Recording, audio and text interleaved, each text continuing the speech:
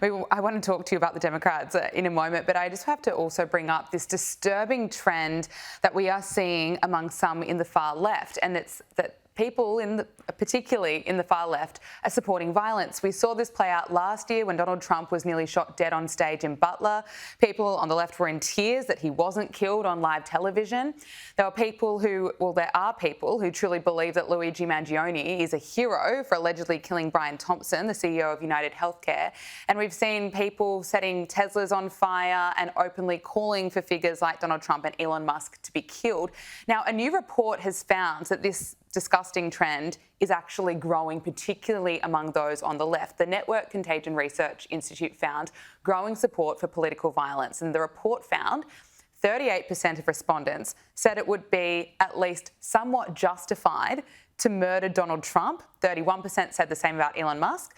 But looking at only left-leaning respondents, the justification for killing Donald Trump rose to 55% and Elon Musk to 48%. You know, it's just, you can't even fathom how you get those figures. But it seems it is becoming normalised. And just take a look at this. Beheaded Donald Trump. Are you calling for his death? I am, yes. I believe it's time that the people straight cut his head off. Mine says, if you want to know how fascism ends, ask Benito Mussolini. And they hung him, right? Yep, they hung him by his feet from a lamppost. That's exactly what every fascist deserves. The only good fascist is a dead fascist. Now, are you calling for that to happen to our president right now? I believe that the minute that Donald Trump decided to start ignoring judicial orders, he gave up the right to be the rightful president of the United States. He's an enemy of the nation, and yes, I'd like to see him hung by his feet by a lamppost. But you wouldn't necessarily call for violence, would you? Are you supporting violence?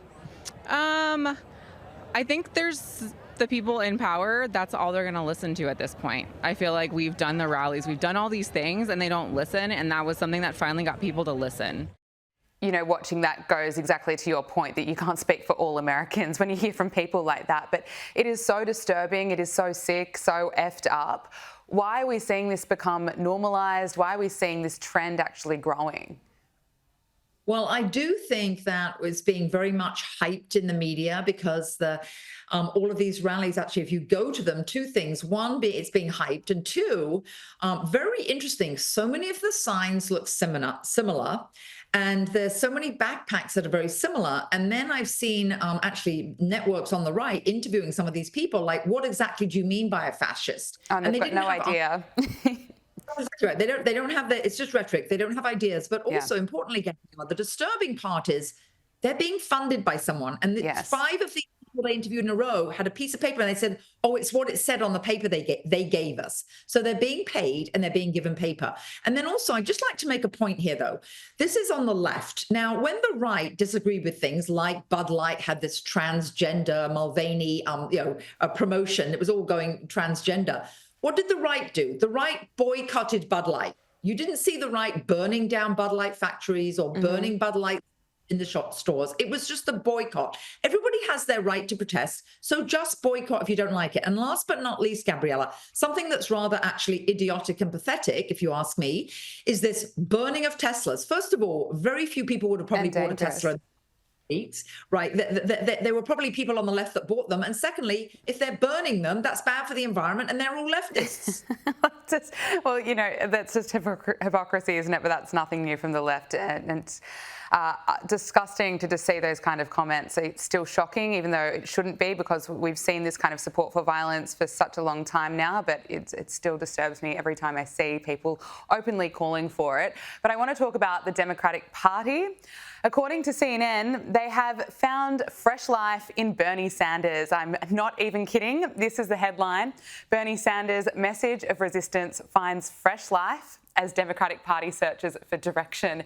And this is how this is speaking about Bernie Sanders' message of resistance against Donald Trump as the Democrats push to raise the minimum wage. But just take a look at this fresh life. We are. So we tell them. So we tell them. We are the union. We are the union. All right. Oh, Hillary, are you impressed? Are you worried? What do you make of it? No, actually, I think it should be comforting for all Republicans because it's literally so ineffective. Again, I don't know if those people were paid or not, but they're not making a mark. And again, when taxes come down and the economy booms, what are they going to do? Are they going to opt out? I don't think so. And I think this is a lot of rhetoric. I think Bernie Sanders is somewhat of a failed politician anyway. Yes. So I think this is CNN really grabbing at straws. And the only reason, Gabriella, I can think of a logic why they're sort of pumping this up is that he's a recognized name, and that's all they're doing. Yeah. The polls Yeah, absolutely. Well, Donald Trump has been speaking about the Democrats, saying they've gone crazy. Take a listen. Looking back, and I said before, the Democrats have taken a lot of beatings. They have lost their confidence. They've gone crazy. They've gone crazy. How about this new one they have? Their new star, Crockett. How about her? Is that real? Are they serious about that? That's their new star? If that's their new star, they're in serious trouble. I mean, this is Crockett. Oh, man, oh, man. Look, he makes a good point. They certainly are in trouble when you look at who could potentially be leading them. Crockett, Bernie Sanders, potentially Gavin Newsom. What's the future? What does the future hold for the Dems?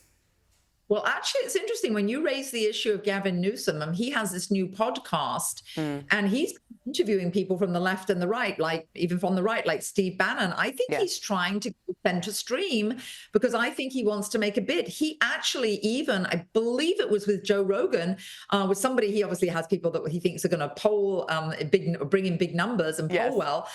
And he actually said that he didn't think it was fair for men to be in women's sports. Well, 203 Democrats, all of the Democrats voted just recently against a bill that would protect girls. So Gavin Newsom is trying to steer towards the middle, I think, for a run. He's negated things he said before. One of the great things about media is previous videos don't lie. He'll be caught up on so many of the different flip-flops he's made. I don't know how that's going to play, though. Absolutely. Just look at his track record. We have to leave it there. Hillary Fordwich, president and founder of Strelmark, thank you so much for joining us. Oh, pleasure, Gabriella.